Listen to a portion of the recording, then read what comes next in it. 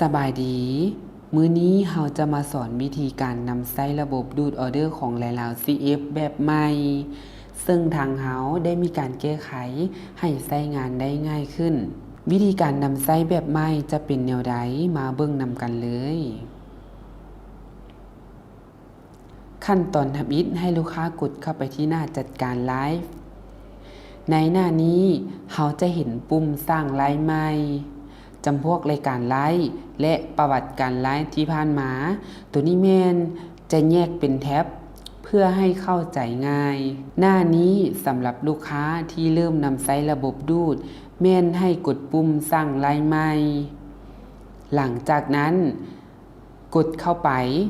ให้ลูกค้ากดสอบว่าได้เชื่อมต่อ Facebook แล้วบ่ถ้ายังบ่ได้เชื่อมต่อให้ลูกค้ากดปุ่มเชื่อมต่อ Facebook ได้เลย หลังจากเชื่อมต่อสำเร็จให้ลูกค้าเลือกเพจที่ลูกค้าต้องการไลฟ์แล้วกดบันทึกได้เลย หลังจากนั้นให้ลูกค้าเลือกสินค้าที่เราต้องการขายซึ่งเราสามารถเลือกได้เทื่อละสินค้าหรือสามารถเลือกเพิ่มเข้าทั้งหมดก็ได้และนอกจากนี้ยังสามารถลบออกได้เทื่อละสินค้าหรือทั้งหมดได้เช่นกันหลังจากเลือกเพจเลือกสินค้าแล้ว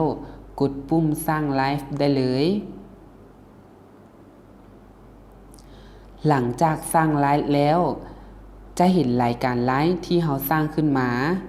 ซึ่งขั้นตอนต่อไปให้เราเข้าไปไลฟ์ในเพจที่เราจะไลฟ์สดก่อน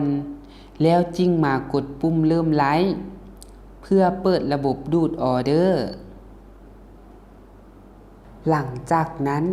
กดปุ่มเริ่มไลฟ์แล้วระบบจะขึ้นแสดงหน้าต่างของระบบซึ่งสามารถเบิ่งสินค้าที่เราเพิ่มมาขายโดยจะมีชื่อสินค้ามีราคามีรหัส CF พร้อมจำนวนนอกจากนี้เรายังสามารถปิดเปิดรหัสได้และยังสามารถเพิ่มสินค้าเข้าใหม่ได้โดยการกดปุ่มเพิ่มสินค้าแล้วเติมรหัส CF เติมชื่อสินค้าเติมราคาและจำนวนแล้วเลือกสกุลเงินได้เลยถ้าหากว่ามีลูกค้า CF สินค้าระบบจะแสดงอยู่ทางหน้าต่างเบื้องนี้เลยว่ามีลูกค้าซื้อหยัง CF รหัสหยังจำนวนเท่าใดราคาเท่าใดพร้อมมีสเตตัสกำหนดพร้อมว่าส่งสำเร็จถ้าว่าระบบบ่สามารถส่งออกจะมีสเตตัสเตือนเป็นสีแดงว่าส่งบ่ออกซึ่งในนี้ก็มีสาเหตุย้อนลูกค้าบ่ให้ระบบตอบกลับไปหานั่นเอง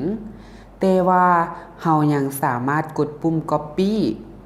เพื่อส่งข้อความไปหาลูกค้าผ่านแชทได้แต่ว่าตัวนี้ทางร้านจะได้เปิด Facebook เพื่อค้นหาซื้อแล้วตอบไปหาลูกค้า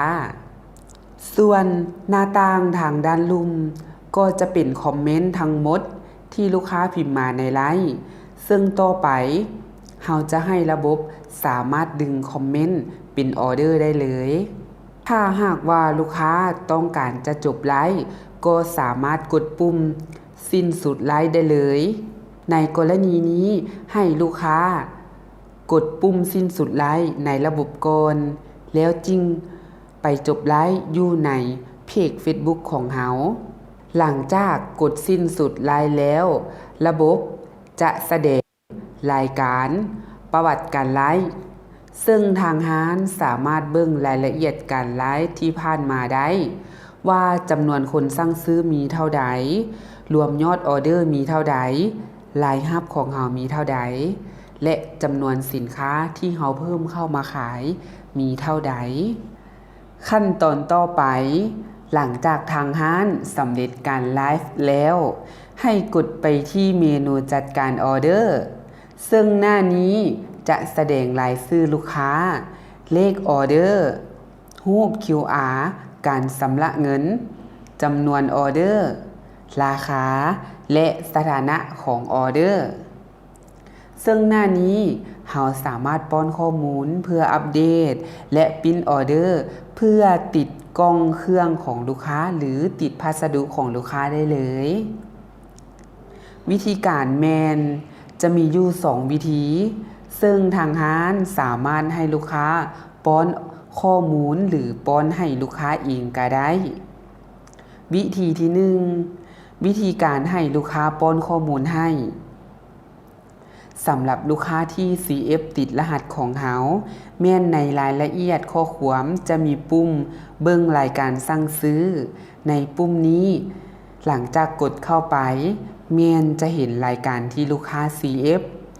จำนวนเงินซึ่งลูกค้าสามารถโอนเงินและอัปโหลด QR การโอนป้อนชื่อผู้รับเบอร์โทรและรายละเอียดการจัดส่งบ้านเมืองแขวงต่างๆได้เลย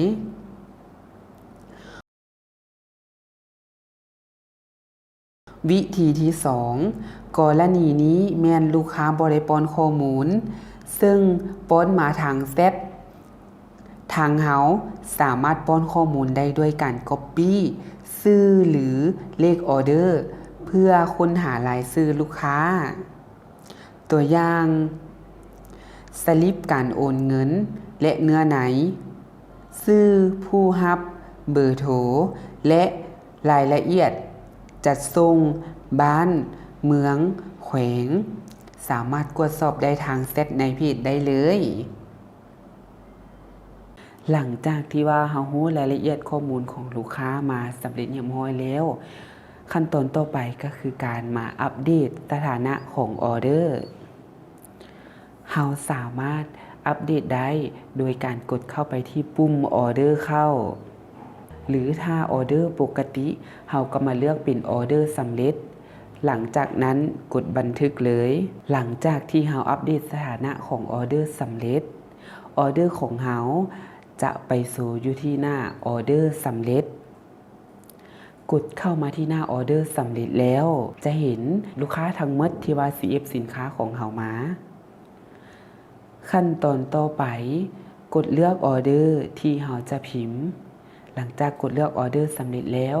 เราก็มากดใส่ปุ่มพิมพ์บิลระบบจะสู่2แบบขึ้นมาให้ก็คือปิ้นใบบินขนาด JAC และก็ปิ้นใบบิน